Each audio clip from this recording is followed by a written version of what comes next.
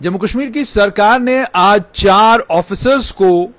Member के तौर पर Jammu Kashmir service selection board में तैनात कर दिया है।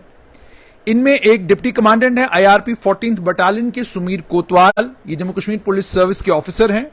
उसके अलावा एडिशनल डिप्टी कमिश्नर शोपियान यार अली खान, उसके अलावा असिस्टेंट कमिश्नर सेंट्रल प्रीतम लाल थापा जो डिवकॉम जम्मू के दफ्तर में एसी सेंट्रल हैं, उन्हें पोस्ट किया गया है। और उसके अलावा फाइनेंशियल एडवाइजर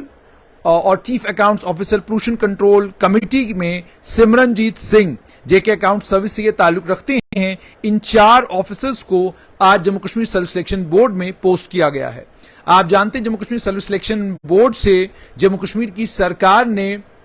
तमाम क्लरिकल स्टाफ, उसके अलावा चपरासी और निचले क्रम पर काम करने वाले कर्मचारियों को भी तब्दील कर दिया है। और तब्दील करने के साथ साथ में नए मेंबर भी 4 जो हैं अब Jammu Kashmir service selection board में भेज दिए हैं। बोर्ड के पास ऑलरेडी 2 मेंबर थे और जो मेरी जानकारी है उसके मुताबिक 3 मेंबर बोर्ड के पास हैं, 4 और बोर्ड को मिल रहे हैं, तो 7 मेंबर बोर्ड के हो जाएंगे। और जो जानकारी मिल रही है सूत्रों के हवाले से, अगस्त के पहले हफ्ते में बोर्ड मुकम्मल तौर पर कॉन्स्टिट्यूट हो जाएगा। बोर्ड के मुकम्मल तौर पर कॉन्स्टिट्यूट होने के इमीडिएटली बाद बोर्ड मीटिंग्स करेगा, बोर्ड उस पर फैसला लेगा कि बोर्ड ने आगे अब करना क्या है। हर तरह की बात Jammu Kashmir service selection board को लेकर कही जा रही है, जम्मू कश्मीर की सरकार को लेकर भी कही जा रही है। कई जगहों पर जम्मू कश्मीर की सरकार को लेकर यह कहा जा रहा है कि उच्च स्तर पर करप्शन है और करप्शन में सभी लोग लिप्त हैं। इस तरह के आरोप लगाए जा रहे हैं। सभी आरोपों का संज्ञान लिया गया है और हर आरोप जहां जहां पर, चाहे ट्विटर पर कोई आरोप लग रहा है, कोई इंस्टाग्राम पर है, कोई यूट्यूब पर है, कोई वीडियो बना रहा है, इन तमाम चीजों का संज्ञान सूत्रों के हवाले से जो खबर आ रही है सरकार ने लिया है। और सरकार ने मन बना लिया है कि अब हमें रिक्रूटमेंट का जो सिलसिला हमने मार्च के महीने में, अप्रैल के महीने में रोक दिया था, उस रिक्रूटमेंट के सिलसिले को दोबारा से शुरू करना है। इसके बीच में आप ये भी जानते हैं कि Jammu Kashmir service selection board ने भी अर्जेंट हियरिंग यानी जल्दी से जल्दी बोर्ड के मामले की सुनवाई कोर्ट करे, उसकी गुजारिश भी कोर्ट के सामने की है। और जो जानकारी मिल रही है उसके मुताबिक शायद जुलाई के महीने में Jammu Kashmir service selection board का जो मामला कोर्ट के सामने में जिस पर बहस हो रही है, उस मामले की सुनवाई होने की संभावना भी है। ये सारी चीजें, दूसरी तरफ से ये भी मैं आपको बताऊं कि जो कानून का डिपार्टमेंट है जम्मू कश्मीर सरकार का, यानी जो लॉ डिपार्टमेंट है, उन्होंने भी जम्मू कश्मीर की सरकार को यही हिदायत दी है कि रिक्रूटमेंट जब आप शुरू करें तो इस बात को सुनिश्चित करें कि जो हाईकोर्ट में मामला है या कोई भी कानूनी मामला है, उस कानूनी मामले का कोई हल हो जाना चाहिए, ताकि यह ना हो कि आप रिक्रूटमेंट शुरू करें, रिक्रूटमेंट के शुरू करने के बाद अगर कोई परेशानी आती है तो उसका नुकसान स्टूडेंट्स को भी होगा और उसका नुकसान जम्मू कश्मीर के स्टेट एक्सचेकर को भी होगा और जम्मू कश्मीर की सरकार की छवि पर भी उसका असर पड़ सकता है। मगर मुख्य सचिव डॉक्टर अरुण कुमार मेहता और लेफ्टिनेंट गवर्नर मनोज सिन्हा और इनकी टीम ने सूत्रों के हवाले से यह पता चला है, तय किया है कि रिक्रूटमेंट को जब शुरू किया जाएगा तो तमाम तरह के जो कदम उठाए जाने जरूरी हैं जिनसे रिक्रूटमेंट फेयर और ट्रांसपेरेंट हो, उसे सुनिश्चित किया जाएगा। आरोप प्रत्यारोप जो लगते रहते हैं, अगर तथ्यों के आधार पर होंगे तो उनका संज्ञान लिया जाएगा, लेकिन अगर तथ्यों के आधार पर आरोप नहीं लगाए जाते और बेबुनियाद आरोप लगाए जाते हैं तो सरकार इस बार उसे भी गंभीरता के साथ लेगी और गंभीरता के साथ लेकर उन मामलों में कार्रवाई भी देखने को मिल सकती है। Jammu Kashmir service selection board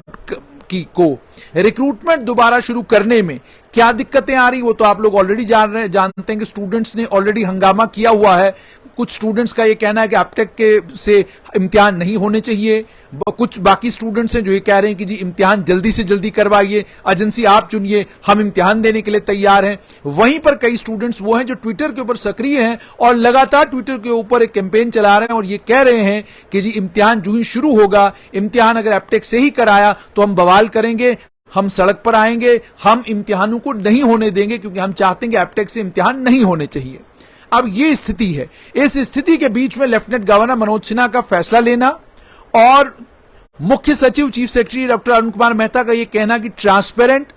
तरीके से रिक्रूटमेंट होनी चाहिए और उसके बाद सीधे सीधे आदेश Jammu Kashmir service selection board को कि जब आप रिक्रूटमेंट का सिलसिला दोबारा से शुरू करें, इस बात को सुनिश्चित करें कि छोटी सी छोटी गलती भी रिक्रूटमेंट के सिलसिले में ना हो, किसी को भी मौका ना दिया जाए किसी तरह की कोई बेईमानी करने का। अब देखना यह होगा कि 4 मेंबर तो पोस्ट कर दिए गए, जिसमें एक पुलिस के ऑफिसर भी हैं। Jammu Kashmir service selection board कब तक रिक्रूटमेंट का कैलेंडर निकालता है? बहुत सारे बच्चे जिन्होंने मुझे मैसेज किया और उन्होंने कहा कि जनाब जो आपने खबर दी थी, कहा था 1 महीने के अंदर अंदर रिक्रूटमेंट शुरू हो जाएगी। मैंने आपको यह कहा था और इसको मैं रिपीट और रिट्रेट भी करूंगा। मैंने आपको यह कहा था कि रिक्रूटमेंट का सिलसिला 1 महीने के अंदर अंदर शुरू करने की पूरी मूड में सरकार नजर आ रही है और जुलाई का महीना अभी खत्म नहीं हुआ है। बोर्ड में 4 मेंबरों को पोस्ट करने का मतलब यह है कि रिक्रूटमेंट का सिलसिला शुरू हो चुका है। स्ट्रेट लाइन पर जब भी हम आपके साथ जुड़ते हैं, हम जब भी आप तक कोई खबर लाते हैं, बरसाती मेंढक की तरह अचानक निकलकर शोर नहीं करते, बल्कि जब तक हमारे पास खबर आए और वो पक्की ना हो तब तक हम आपके साथ साझा नहीं करते। हमें आदत नहीं है कि कहीं पर भी टीआरपी के लिए, हमें आदत नहीं है कि कहीं पर भी केवल हंगामे के लिए, केवल एक वायरल वीडियो के लिए कुछ भी अनाप शनाप बकना शुरू कर दें, कुछ भी अनाप शनाप बोलना शुरू कर दें। और जब हम बात भी करते हैं तो इस बात का ख्याल रखते हैं कि जिनके बारे में हम बात करते हैं वो पत्रकार हैं, जिनके बारे में हम टिप्पणी करते हैं वो पत्रकार हैं। इस चीज का ख्याल रखते हुए, शब्दों का प्रयोग करते हुए भी हम ख्याल रखते हैं इस बात का कि ऐसे शब्दों का प्रयोग न किया जाए जिससे अगले की काबिलियत, अगले की लायकी और अगले की नालायकी, इन तीनों चीजों का अंदाजा हो जाए। इससे पहले भी कुछ खबरें चली हैं, अलग अलग वेब पोर्टल्स पर चली हैं, उनका तथ्यात्मक दृष्टिकोण क्या है, सत्य क्या है। एक खबर चली, कहा गया जी कि एक लड़की जो है वो जे.एन.के बोर्ड ऑफ स्कूल एजुकेशन में बड़ी काबिल, बड़ी लायक लड़की, और जे.एन.के बोर्ड ऑफ स्कूल एजुकेशन ने उसको फेल कर दिया। हमारे पास उसका भी हमने पूरी जानकारी ली, उसमें प्रमाण है जो ये बताते हैं कि लड़की झूठ बोल रही थी। उसके अलावा 5 और लोगों ने क्लेम किया कि हम फला समुदाय से हैं, हमारे साथ ज्यादती हुई है, हम फला समुदाय के लोग हैं, हमारे पास पैसों की कमी है, और हम ये हैं, हम वो हैं, और हमें बोर्ड ने फेल किया है। हमने 5 के रिकॉर्ड खंगाले, पता चला वाकई वो 5 रीअपियर हैं, उनके पास होने की संभावना लगभग ना के बराबर है। तो इसलिए खबर चलाने से पहले,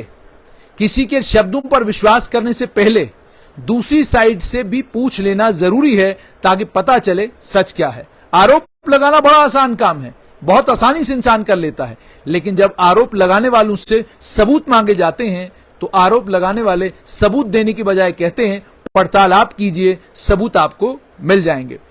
Jammu Kashmir service selection board ने, मैंने ये बोर्ड की बात बीच में से लाई, मैंने कहा कि तथ्यात्मक दृष्टिकोण भी आपको मालूम होना चाहिए। तो फिलहाल Jammu Kashmir service selection board,